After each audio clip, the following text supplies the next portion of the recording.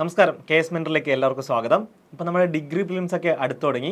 എല്ലാവർക്കും ഉള്ളൊരു ഡൗട്ടാണ് ഈ ഒരു ചുരുങ്ങിയ സമയത്തിനുള്ളിൽ എങ്ങനെ പരമാവധി ക്വസ്റ്റ്യൻസ് അറ്റംപ്റ്റ് കൊടുക്കാം, അതിലെങ്ങനെ പരമാവധി സ്കോർ ചെയ്യാം.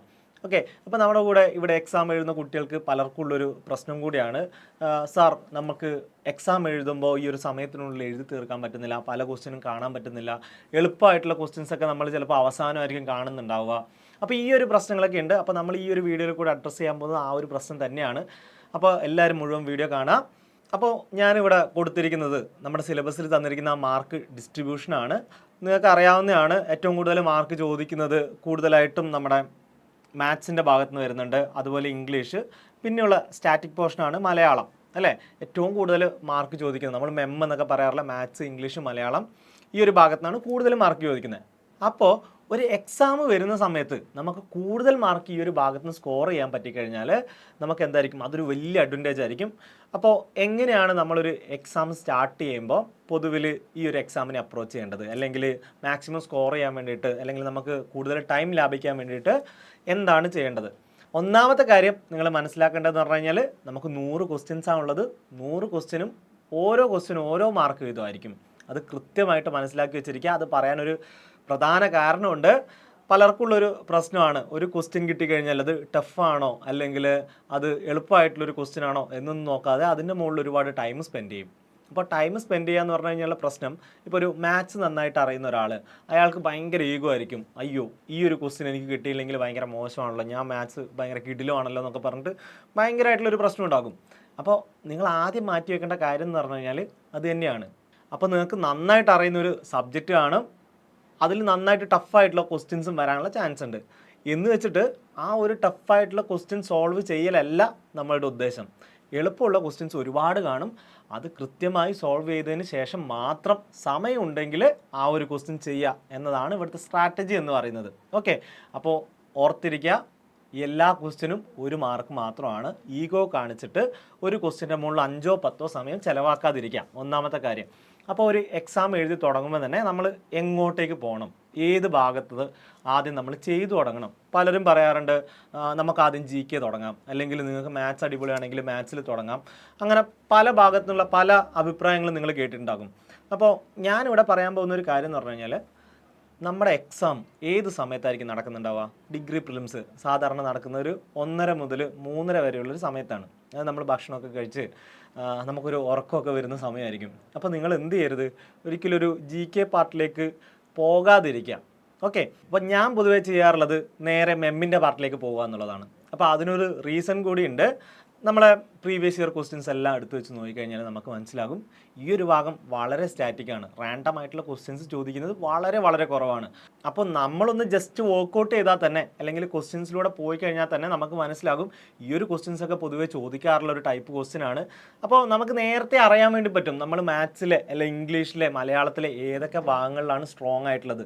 ഇപ്പം റീസണിങ്ങിൻ്റെ കാര്യം പറഞ്ഞു കഴിഞ്ഞാൽ, റീസണിങ്ങിൽ ടൈം ആൻഡ് ഡിസ്റ്റൻസിൻ്റെ കാര്യം പൊതുവിലെ എല്ലാവരും ചെയ്യുന്ന ക്വസ്റ്റ്യൻ ആണ് അല്ലേ. അതുപോലെ കോഡിങ്, ഡീകോഡിങ്ങിൻ്റെ ക്വസ്റ്റ്യൻസ് പൊതുവെ എല്ലാവരും ചെയ്യാറുണ്ട്, സീരീസ് എല്ലാവരും ചെയ്യാറുണ്ട്. അപ്പോൾ നമ്മുടെ സ്ട്രോങ് ഏരിയാസ് ഓൾറെഡി നമ്മൾ മനസ്സിലാക്കി വെച്ചിട്ടുണ്ടാകും.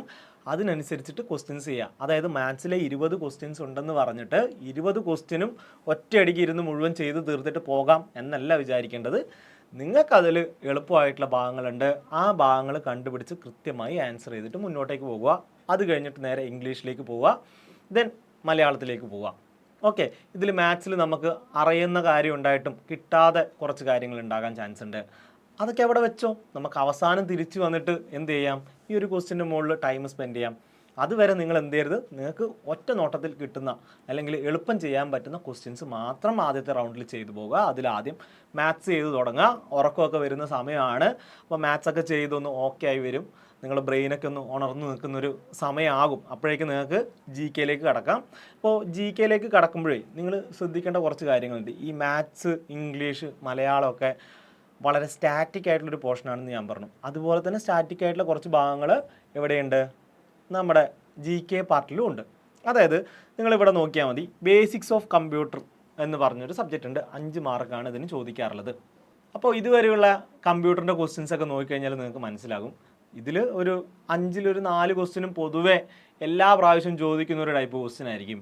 അപ്പോൾ നിങ്ങൾ എന്ത് ചെയ്യണം, ആ ഒരു ഭാഗത്ത് അത്യാവശ്യം കോൺസെൻട്രേറ്റ് ചെയ്യണം. ഈ മാത്സ്, ഇംഗ്ലീഷ്, മലയാളമൊക്കെ കഴിഞ്ഞാൽ നേരെ കമ്പ്യൂട്ടറിൻ്റെ ക്വസ്റ്റ്യൻസ് ചെയ്യുന്നതിൽ തെറ്റില്ല. നിങ്ങൾക്ക് അത്യാവശ്യം സ്കോർ ചെയ്യാൻ പറ്റിയൊരു ഏരിയ തന്നെയായിരിക്കും. കമ്പ്യൂട്ടറിൽ പൊതുവേ ഭയങ്കര എളുപ്പമായിട്ടുള്ള ക്വസ്റ്റ്യൻസ് ആയിരിക്കും ചോദിക്കുന്നുണ്ടാവുക. അതുപോലെ തന്നെ നമുക്ക് റിപ്പീറ്റഡ് ആയിട്ടുള്ള ക്വസ്റ്റ്യൻസും ആയിരിക്കും ചോദിക്കുന്നുണ്ടാവുക. അപ്പോൾ കമ്പ്യൂട്ടറിൻ്റെ കാര്യം നിങ്ങൾ കൃത്യമായിട്ടൊന്ന് ഓർത്ത് വെച്ചിരിക്കുക, ആ ഒരു ഭാഗം പ്രീവിയസ് ഇയർ ക്വസ്റ്റ്യൻസ് ഒക്കെ ചെയ്യുന്നതിൽ.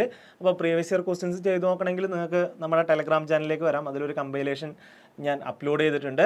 അപ്പോൾ നിങ്ങൾക്ക് അത് കയറി നോക്കാവുന്നതാണ്. ഈ ഒരു അവസാന സമയത്ത് ആ ഒരു മുഴുവൻ ക്വസ്റ്റ്യൻസും പ്രീവിയസ് ഇയർ ചോദിച്ചിരിക്കുന്ന മുഴുവൻ ക്വസ്റ്റ്യൻസും നോക്കിക്കഴിഞ്ഞാൽ നിങ്ങൾക്കൊരു കോൺഫിഡൻസ് കൂടി കിട്ടും. ഓക്കെ, പിന്നെയുള്ളതാണ് നമുക്ക് ഇന്ത്യൻ പൊളിറ്റി ഉണ്ട്, അതുപോലെ സിവിക്സ് ഉണ്ട്. ഈ ഒരു രണ്ട് ഭാഗം ഒരു പൊളിറ്റിയുടെ ഏരിയയിൽ വരുന്നതാണ് സിവിക്സും ഇന്ത്യൻ കോൺസ്റ്റിറ്റ്യൂഷൻ എന്ന് പറയുന്നതും. ഓക്കെ, അവിടുന്ന് നമുക്ക് അത്യാവശ്യം കുറച്ച് സ്കോർ കിട്ടാവുന്നതാണ്. അതുപോലെ ഹിസ്റ്ററി, ജോഗ്രഫി, എക്കണോമി. ഓക്കെ, ഇവിടെയൊക്കെയുള്ള പ്രശ്നം എന്താണെന്ന് വെച്ച് കഴിഞ്ഞാൽ ഭയങ്കര റാൻഡം ആയിട്ടായിരിക്കും ക്വസ്റ്റ്യൻ വരാറ്. അപ്പോൾ നമ്മൾ എക്സ്പെക്റ്റ് ചെയ്ത ടൈപ്പ് ക്വസ്റ്റ്യൻസ് എപ്പോഴും വരണമെന്ന് യാതൊരു നിർബന്ധവുമില്ല. അപ്പം നിങ്ങൾ ചിലപ്പം ജി കെയിൽ ഭയങ്കര അടിപൊളിയായിരിക്കും, എന്താണെങ്കിലും ജി കെ എടുത്ത് നോക്കുന്ന സമയത്ത് നമുക്കറിയാത്ത ക്വസ്റ്റ്യൻസ് വന്നു കഴിഞ്ഞാൽ നമുക്ക് എന്ത് പറ്റും, നമ്മളാകെ ടെൻസ്ഡായി പോകും. അപ്പോൾ അതുകൊണ്ട് തന്നെയാണ് ഞാൻ പറഞ്ഞത്, നിങ്ങൾ തുടക്കത്തിൽ അറിയാവുന്ന മാത്സ്, ഇംഗ്ലീഷ്, മലയാളമൊക്കെ ചെയ്തതിന് ശേഷം എക്സാമിൻ്റെ ബാക്കിയുള്ള ഭാഗങ്ങളിലേക്ക് കടക്കുക എന്നുള്ളത്. അപ്പോൾ നിങ്ങൾക്കറിയാലോ, ഏകദേശം ഒരു 50 മാർക്കിനടുപ്പിച്ചൊക്കെയാണ് കട്ട് ഓഫ് ഒക്കെ വരുന്നത് അല്ലേ. കഴിഞ്ഞ LSGS ഒക്കെ നോക്കുകയാണെങ്കിലും ഒരു 49.5 ആ റേഞ്ചിലൊക്കെയാണ് കട്ട് ഓഫ് വന്നത്. അപ്പോൾ നമുക്ക് സേഫ് ആയിട്ടിരിക്കാൻ വേണ്ടിയിട്ട് നമ്മൾ എത്ര മാർക്ക് സ്കോർ ചെയ്യണം, ഏകദേശം ഒരു 55 മാർക്കെങ്കിലും സ്കോർ ചെയ്ത് വെക്കണം.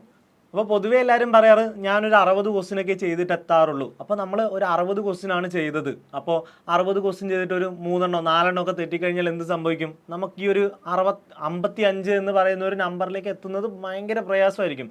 അപ്പോൾ അറ്റ്ലീസ്റ്റ് നിങ്ങൾ എന്ത് ചെയ്യുക, ഒരു മിനിമം ഒരു 75 ചെയ്യാൻ ശ്രമിക്കുക. 75 കൂടിയാൽ നല്ലത്, കാരണം 75 ചെയ്യുക. അപ്പോൾ ഈ ഒരു 75 എവിടെ നിന്ന് നമുക്ക് കിട്ടും, അതായത് നമുക്ക് ഈ ഒരു മാത്സ്, ഇംഗ്ലീഷ്, മലയാളം ഭാഗത്ത് നിന്ന് ഏകദേശം ഒരു 40 മുതൽ 45 ക്വസ്റ്റ്യൻസ് വരെ ചെയ്യാൻ പറ്റും. പോട്ടെ, നമുക്കൊരു 35 ക്വസ്റ്റ്യൻ എന്തായാലും ചെയ്യാൻ വേണ്ടിയിട്ട് പറ്റും. ഓക്കെ, പരമാവധി ക്വസ്റ്റ്യൻസ് ഈ ഒരു ഭാഗത്ത് നിന്ന് ചെയ്യാൻ വേണ്ടിയിട്ട് ശ്രമിക്കുക. അപ്പോൾ ആ ഒരു ഭാഗത്ത് നിന്ന് പരമാവധി ക്വസ്റ്റ്യൻസ് ചെയ്യുന്നു.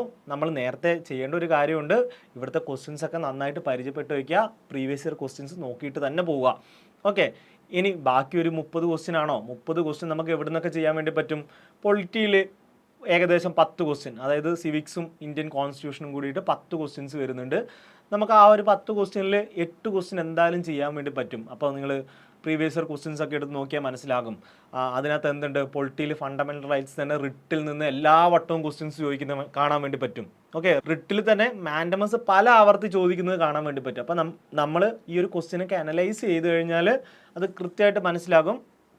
അപ്പോൾ അതിനകത്തുനിന്നൊരു 8-9 ക്വസ്റ്റ്യൻസ് നമുക്ക് ചെയ്യാൻ വേണ്ടിയിട്ട് പറ്റണം. അടുത്തത് ഈ ആർട്സ്, സ്പോർട്സ്, കൾച്ചർ, ലിറ്ററേച്ചർ, ഈ ഒരു ഭാഗത്ത് നോക്കുകയാണെങ്കിൽ ഈ കൾച്ചറിൻ്റെ ഭാഗത്തുള്ള ക്വസ്റ്റ്യൻസ് ചോദിക്കുന്നത് ഭയങ്കര കുറവാണ്.